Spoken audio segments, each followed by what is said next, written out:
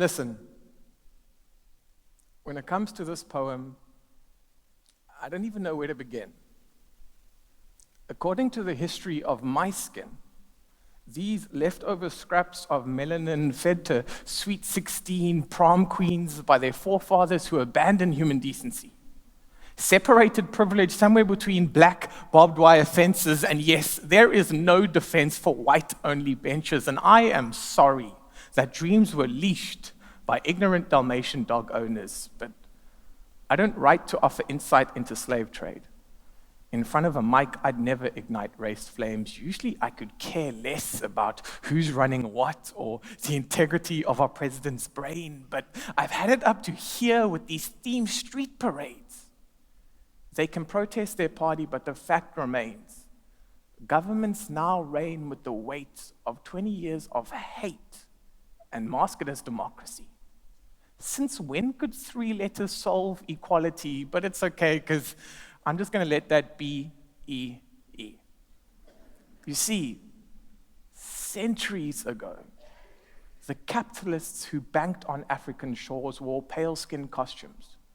But since then, supply and demand has increased. These days, there's an even greater need for greed, so outfits come in different shapes, sizes, and creeds. I mean, most of our bad guys wear government suits and ties as they hypnotize our minds with lies disguised as promises. The genocide of our nation's pride, they desperately try to hide as they divide our provinces, and the problem is, South Africa's healing is being murdered by under-the-table dealing. I've seen cops stand at the scene of a crime in a single file line. I've watched all races in mine face innocent lives with their guns held high and aim when miners aren't ready. But steady with that rumor that Zuma doesn't mind turning a blind eye to pig crime as long as his 6 wives are eating bacon every morning. Now, this is strictly poetry, but someone needs to plant the seeds that grow the trees so our youth can pick the fruit. Let's recruit new government suits. I'm bored of their message. It's useless. Why do the masses choose this? They throw up fake deuces, flash platinum nooses, but they can't afford to invest in our daughters' futures because the truth is, warning signs read, vote for change. But then, why do they get paid when their roles have reversed Rolls Royces through e-tolling that's worse? And our voices are left cursed as rehearsed speeches are battered by incorrect sign language. The shattered truth falls upon deaf ears. And as the end grows near, my only fear is that this new rainbow will be sold the same old stories of imaginary pots of gold as they try and make their wish. It's a pity that the children of our mother city still fight over the color of their skin. Hi guys, good morning and welcome.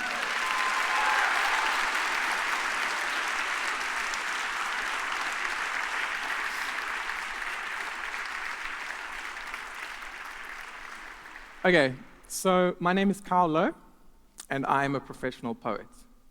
Now, I know for most of us, when we think of the word poetry, we think roses are red, violets are blue, or we have like flashbacks to high school and Shakespeare soliloquies.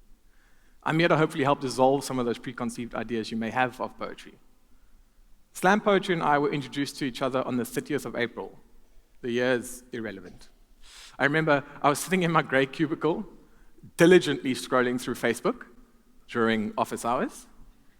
It's okay, I'll pretend like that's just me. And I stumbled across a video that sparked my journey. The first memory I have is goosebumps on the top of my scalp. I couldn't help but click on another and then one more. Before long, the entire day had gone. It's now 4 a.m. and I am devouring videos. I discovered the UK first and then crossed over into American territory. Each poet's lines adding to what I didn't know then was going to become my life story. My definition of poetry is simple: therapy. For me, it's about the release. I feel like we spend so much time arguing with those thoughts in our head, whether it's complaining as we crawl out of bed or making up excuses throughout the entire day. I mean, I've come to terms with the fact that the thoughts, they don't go away, but poetry has helped me control what my thoughts are allowed to say. So, in a nutshell, poetry helps me keep focused and gives me a positive attitude in life. which are two things that are very crucial to any kind of success. And talking about things that are crucial, I'm just going to take a crowd selfie quickly. Just, they're in the back. Will you just come in here?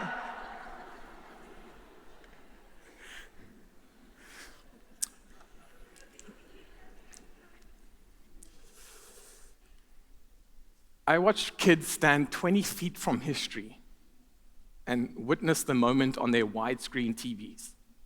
They hashtagged their heritage with radical retweets, paraded peace signs and white teeth while they posted statuesque selfies.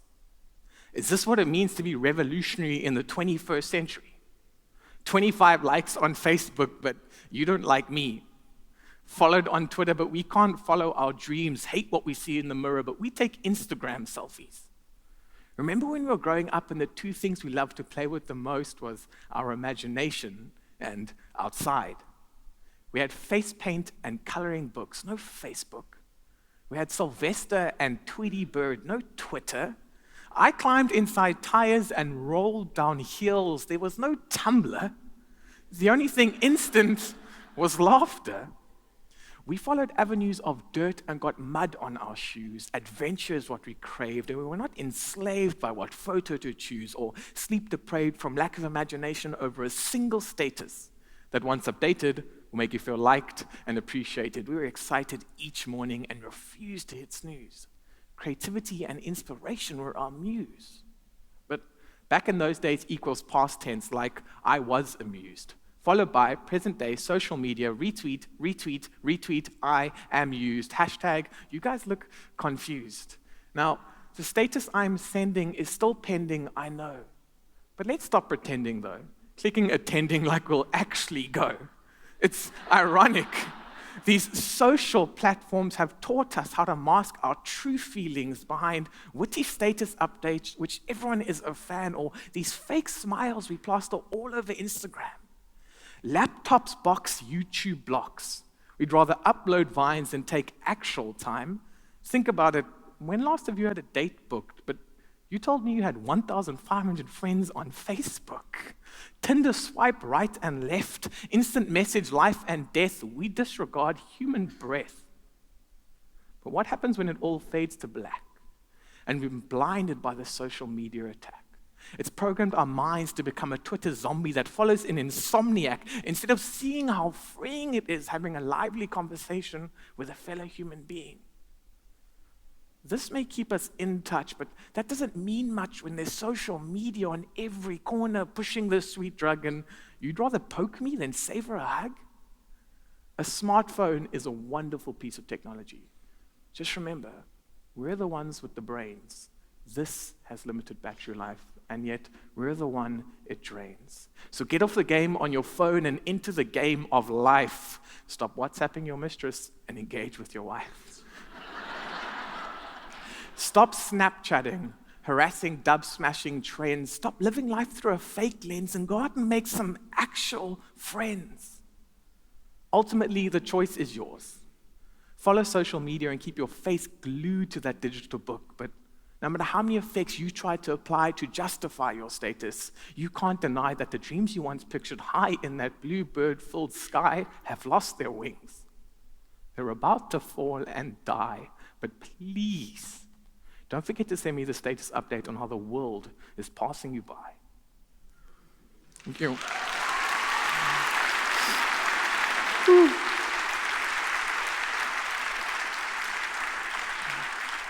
At the end of the day, poetry is the conscious use of words. And it's how I express those words that help shape my poems, help shape my thoughts, and ultimately help shape my life. So this last poem is dedicated to the 26 letters that helped me achieve what I do. And thank you very much for your time. You've been a great audience. Okay. After assisting ailing or mighty arrogant aspiring almost authors babble basic B-grade black Biko brotherhood bombardments, I can't. Consider copious consumptions of cannabis. Consume creation because consciousness carries no color. Calm down. Now, don't dare drug dabble. Decrease dedication to devious dealer devotions. Disrupt disastrous delirium. Do differentiate demons. Elevated egos envelop entire entities, evermore equating eventual eternities. Everyone's forced, fickle, fake-faced friendships form formidable foes. So forgo favoritism, fight for freedom, generate great goals, grovel gracefully. Generous grammar gods grant gentle guidance. However, heaven and hell are here, holding hands, hoping heritage hinders happiness. Hesitation heaps higher. Heroes heed hallelujahs. Heal heavy hearts inside ink. InSync-inspired initiatives incubate ignorance. Intelligent individuals innovate industries. Intimidate instruments. Inspire. Intertwine. Join journeys joyfully. Jumpstart kaleidoscopes. Killer kings know knives, not knowledge. So let love and light lead, lending long, luscious leaves. Leave loneliness lingering. Live life, move mountains, mold metaphors, marry minds, manufacture mighty monopolies, motivate mosaic memories, mother neatly nestled newborn nights, opposing operations oppress open mics, originality outweighs order, obviously. Opinions on privilege, pride, and politics pollute poetry. Powerful pencil pushes, perfectly placed phrases pollinate poems, so promote properly. Quantity quickly queers quantity, so quantify quests. Quietly quiver queen's quilts. Quit quoting rehashed rehab references. Revitalize righteous rhyme. Realize reality rarely rests, so read. Rehearse, research role models. Stop spitting simple stock standard silhouetted stanzas. Synchronize stories. Stand strong. Surrender soul. Silent soldiers speak. Stretch traditional thinking. Transform thought. Try these tips. Thank tough times. Trials and tribulations teach understanding. Uncover untold universal vibrations. Visit verses, vividly venture, value vulnerability. Vanity violates visions, but weakness will not whimper wealth. Wise and wild warriors, whatever world waits, words will win. The rest is just XYZ. Thank you.